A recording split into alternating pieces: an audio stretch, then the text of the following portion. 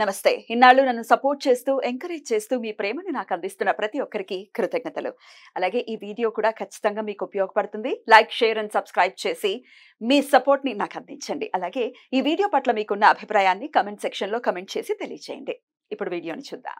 జ్యోతిష్య శాస్త్రం ఒక అద్భుతం. వేదాంగమైన జ్యోతిష్య శాస్త్రం అనేటువంటిది మానవ జీవన గమనానికి ఒక వరం. జ్యోతిష్య శాస్త్రం నీ జీవితంలో వెలుగునింపే ఒక భాష. ఆ భాష నీకు అర్థమైతే ప్రకృతి నీతో మాట్లాడుతుంది. అస్ట్రాలజీ నేర్చుకోవాలి అనుకునే వారికి అద్భుత అవకాశం. మురళీధర శర్మ గారి అస్ట్రాలజీ క్లాసెస్ అతి త్వరలో మొదలు కాబోతున్నాయి. 100% జాబ్ గ్యారంటీ. వివరాల కొరకు సంప్రదించండి.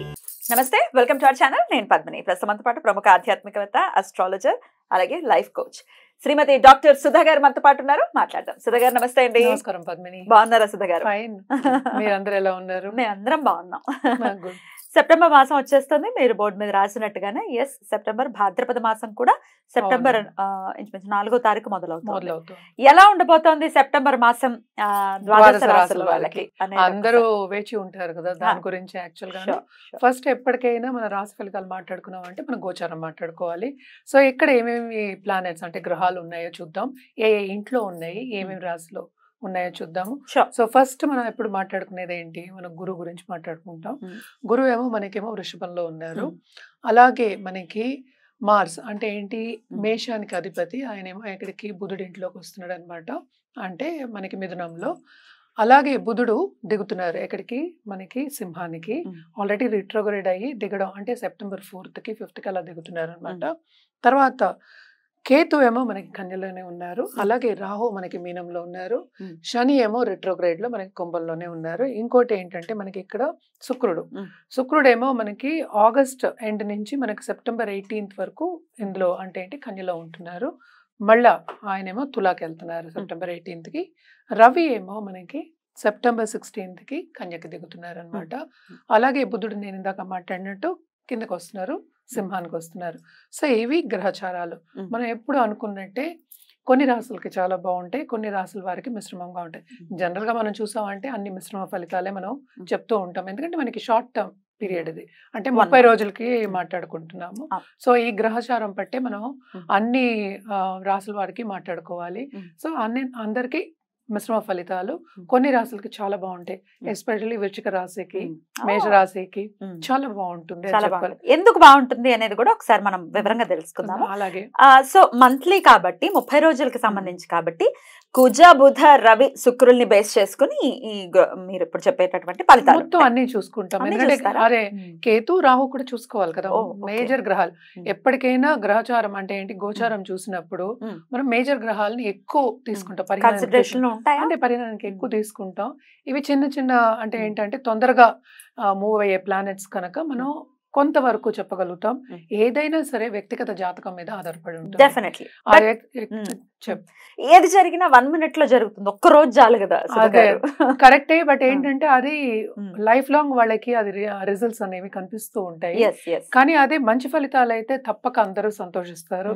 అవే ఏంటంటే కొంచెం ఏదైనా నలతో వచ్చింది, లేకపోతే మెడికల్ ఇష్యూస్ వచ్చాయి, లేకపోతే మనీ వెళ్ళిపోవడం, అలాగే సంపద పోవడం కానీ, లేకపోతే ప్రమోషన్ రాకపోవడం కానీ, లేకపోతే ఉద్యోగం పోవడం కానీ, ఉద్యోగం మార్పిడి కానీ, ఇలాంటివి జరిగినప్పుడు అందరికీ కన్సర్న్ అనేది ఎక్కువ అవుతుంది, యాంగ్జైటీ ఎక్కువ అవుతుంది. వీటన్నిటికీ మనం చెప్పేది మోస్ట్ ఇంపార్టెంట్ ఏంటంటే మనం పరిహారాలు చేయాలి. మరి మిథున రాశి వారికి సెప్టెంబర్ మాసం ఎలా ఉండబోతోంది సుధ గారు?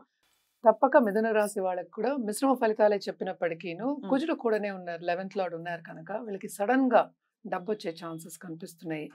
అంటే ఏంటి, సడన్ గా వస్తుందంటే అది ఇన్వెస్ట్మెంట్ రంగంలో ఉన్న వాళ్ళకి ఫైనాన్షియల్ రంగంలో వస్తుంది. అలాగే ఏదైనా పూర్వీకుల ఆస్తులు రావాలన్నా, లేకపోతే ఏమైనా ఇంకోళ్ళు ఇచ్చిపుచ్చుకోవడం అంటాం కదా, ఎక్కువ డబ్బు ఇవ్వడం కానీ, యాజ్ ప్రెజెన్స్ అనుకుందాము, అలాగా ఖరీదైన వస్తువులు ఇచ్చిపుచ్చుకోవడం అనేది తప్పక జరుగుతుంది. 12th గురువు ఉన్నప్పటికీ జరుగుతుంది, ఎందుకంటే తప్పక గురుడు అనేది బ్లెస్సింగ్ ఉంటుంది మనకి. అండ్ ఆల్సో ఏంటి, డబ్బు అనేది, ఖర్చు అనేది కామన్ అది, ఎందుకంటే రోజువారీ జీవితంలో ఖర్చు లేకుండా ఏం జరుగుతుంది, ఏమి జరగదు. తప్పక ఖర్చు ఉంటుంది కానీ రాబడి కూడా ఉంటుంది వీళ్ళకి. Especially first half of this month, ఎందుకంటే ఈ రాశికి అధిపతి ఏమో మనకి 2వ ఇంట్లో ఉన్నారు, 4th 5th వరకు ఉన్నారు అనుకుందాం. సో ఆయన ఉన్నంత వరకు తప్పక ఏంటంటే ఆ టైంలో ఇచ్చిపుచ్చుకోవడం అనేది జరుగుతుంది.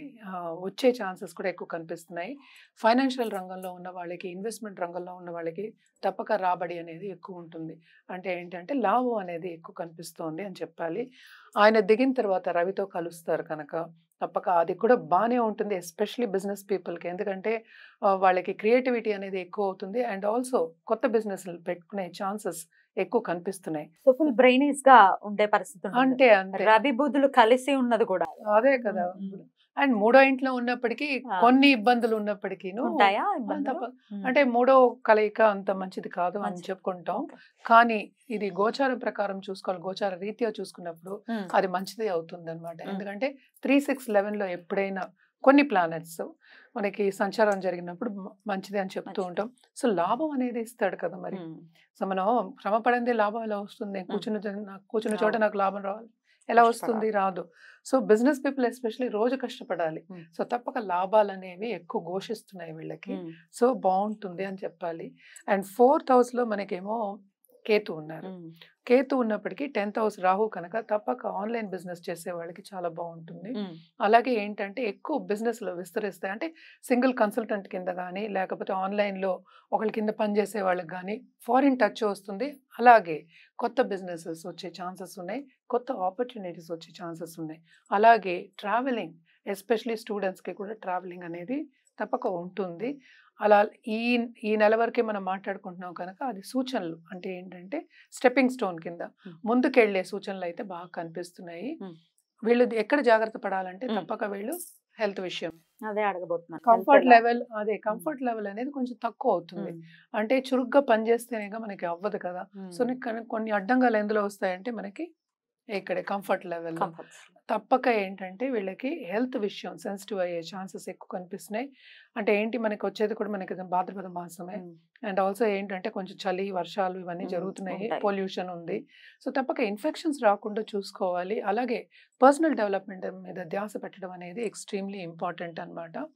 సో అలా చేయడం అనేది ఎందుకంటే లాంగ్ టర్మ్లో హెల్త్ కాపాడుకున్నట్టు అవుతుంది కనుక తప్పక ఇది చేయాలి, రెమెడియల్ మెషర్స్ చేయాలి. అలాగే ఏంటంటే మనం శని మనకి 9th house లో రిట్రోగ్రేడ్ లో ఉన్నారు అని 8th house. సో తప్పక అది కూడా ఏంటి, ప్రాపర్టీ ఇష్యూస్ వచ్చే ఛాన్సెస్ ఎక్కువ కనిపిస్తున్నాయి అన్నమాట. సో జాగ్రత్తగా ఉండడం అనేది మంచిది. అలాగే ఏంటంటే ఎస్పెషలీ వీళ్ళకి తోబుట్టు వాళ్ళకి కూడా వీళ్ళకి బాగుంటుందని చెప్పాలి. అండ్ ఇంకోటి మనం చెప్పాలంటే దాంపత్య జీవితంలో కొంతవరకు అనుకూల పరిస్థితి అనేది ఉంటుంది. కానీ సెపరేషన్ వచ్చే ఛాన్సెస్ కూడా ఎక్కువ కనిపిస్తున్నాయి. అండ్ ఆల్సో మనం చూసాము అంటే మనకి 10th రాహు కనుక వేరే ఆపర్చునిటీస్, అంటే కెరీర్ ఆపర్చునిటీస్ వేరే రావచ్చు. అలాగే ఇప్పుడు వ్యక్తిగత జాతకం మనం చూసామంటే కొంతమందికి ఉద్యోగం పోయే అవకాశాలు కూడా ఉంటాయి అన్నమాట. అందుకనే మిశ్రమ ఫలితాలు అని చెప్తున్నాం. ఇవన్నీ ఏంటంటే మనకి బెనిఫిక్ ప్లానెట్స్ కాదు, మాలిఫిక్ ప్లానెట్స్ కింద మనం చెప్పుకున్నాం కదా. సో తప్పక ఇవి ప్రాబ్లమ్స్ ఇస్తాయి. అలాగే శుక్రుడు మనకి సెప్టెంబర్ 18 తర్వాత మనకి తులాకి వెళ్తున్నారు కనుక అప్పుడు దాంపత్య జీవితంలో అనుకూల పరిస్థితి అనేది కలుగుతుంది. అందరితో పాటు సంతోషంగా ఉంటారు, ఎంజాయ్ చేస్తారని చెప్పుకోవాలన్నమాట. మరి పరిహారాలు వెళ్ళి ఏం చేసుకోవాలి? ఎందుకంటే కొంత నెగటివిటీ ఉంది ఖచ్చితంగా.